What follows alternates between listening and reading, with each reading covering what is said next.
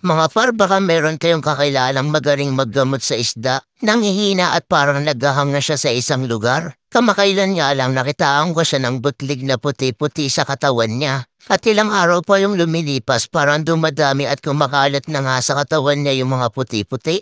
Kaya nag-research kagad ako at napag-alaman kong di pala to normal sa flower horn ko. White spot pala ang tawag dito o ik.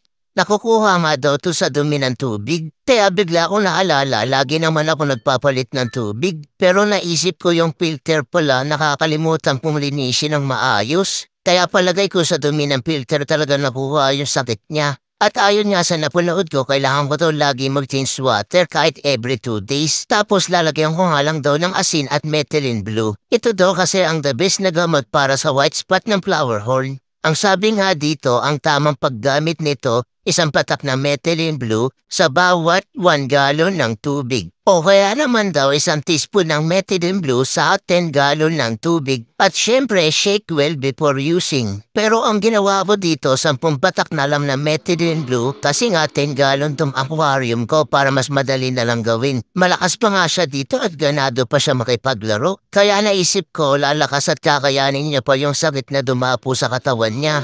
Pero kinabukasan, ganito na nga yun nangyari. Mas dumami at kumalat na yung white spot sa katawan niya. Grabe, ang lala na talaga. Tapos mapapansin mo, lagi niyang kinikis-kis sa aquarium mo sa mga dekorasyon yung katawan niya. Parang nangangati nga siya.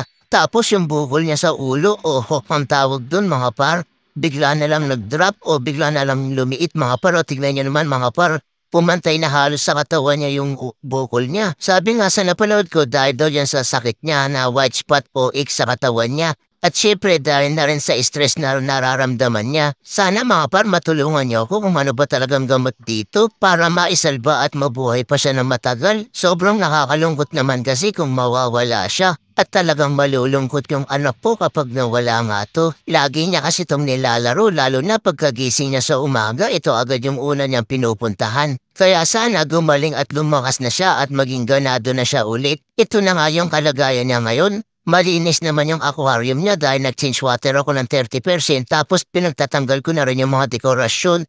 Pati yung bubbles, tinanggal ko na rin, tinapang ko na lang kasi nga daw nakakadagdag stress lang daw yun sa flower horn natin. Nakikita niya naman, malinis naman siya. Tsaka yung mga porous rings na kulay puti na parang marshmallow, pinagtatanggal ko nga din. Pati din yung mga nakalagay sa filter, pinag-aalis ko. Tinira ko lang yung sponge filter para kahit papaano may sasala sa dumi. Yung mga porous rings naman, kailangan pala talagang tanggalin yung kapag maglalagay ka ng methylene blue. Kasi pwede daw mamatay yung mga good bacteria sa porous rings tapos magiging sanhi daw yun ng ammonia sa tubig na maaaring ikahina o ikamatay ng isda natin. Kaya sana mga par matulungan at ma-share niya tong video na to. Baka merong makakita at marunong maggamot sa isda.